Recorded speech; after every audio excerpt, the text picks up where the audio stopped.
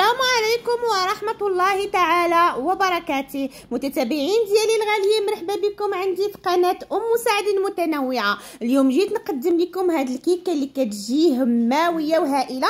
بقاو معايا ومع المقادير المتتابعين ديالي. السلام عليكم ورحمة الله تعالى وبركاته. المتتابعين ديالي الغاليين العزاز على قلبي، هادو هما المقادير ديال الكيكه المول العجيب اللي شفتوا معايا من البدايه، واللي هي سهله ومهله خصوصا للمبتدئين، كتجي اسهل ما يكون. كنحتاجوا ليها هاد القياس هذا ديال الليمون. كنشد غير الليمونه وكنحيد لها القشره وكنطحنها هنا وكنصفيها وكنديرها في كاس ديال الزيت مع مرش،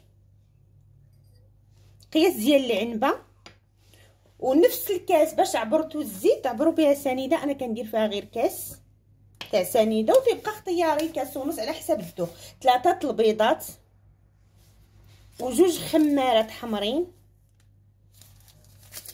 وخماره بيضه، والدقيق تنديرو على حساب الكيكه تكون خفيفه.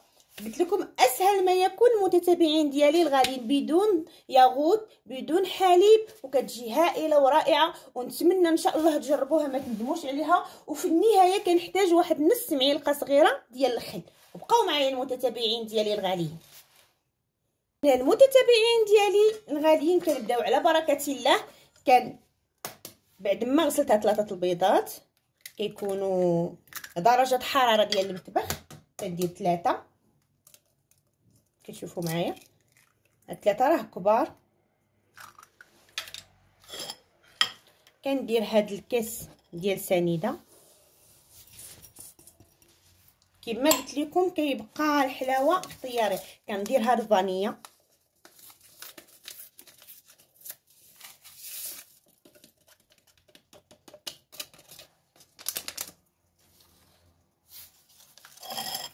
وكنضرب المتتابعين ديالي الغاليين. بقاو معايا.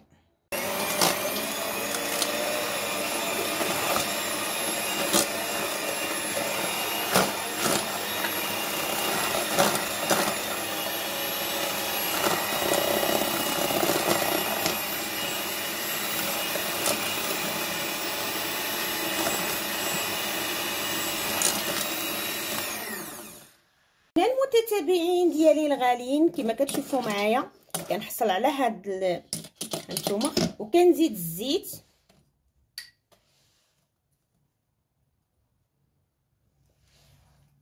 وكنزيد كاس ديال الليمون. كتجي هاد الكيكه هائله واقتصاديه في نفس الوقت. مثلا بغيت ديري لي كيك خصني حليب، خصني ياغوت، خصني هادي هاد غير ليمونه برتقاله عندك في الدار، حيدي لها القشره قرديها، ديري عليها شويه الماء وطحنيها وصفيها وهانت خديتي الغرض. وبقاو معايا.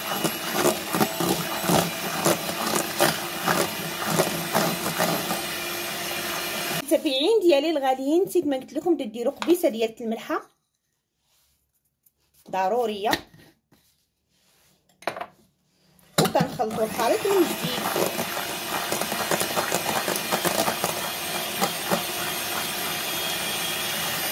المتابعين ديالي الغاليين، بعد ما خلطت الخليط ديالنا كما كتشوفوا معايا، كنجي هنا الدقيق تنبقى ندير معلقه بمعلقه تدريجيا. هانتوما هاد 3 المعالق، وكنخلط الخليط ونبقى هكاك بالدروكه 3 ونخلط.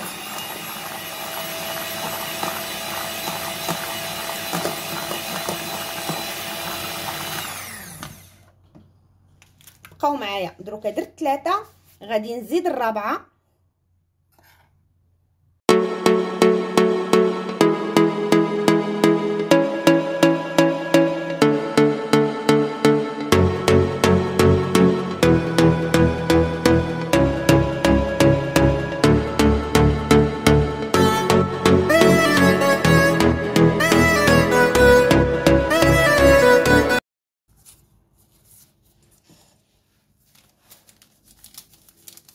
هنا المتتابعين ديالي الغاليين كندير 2 خمارات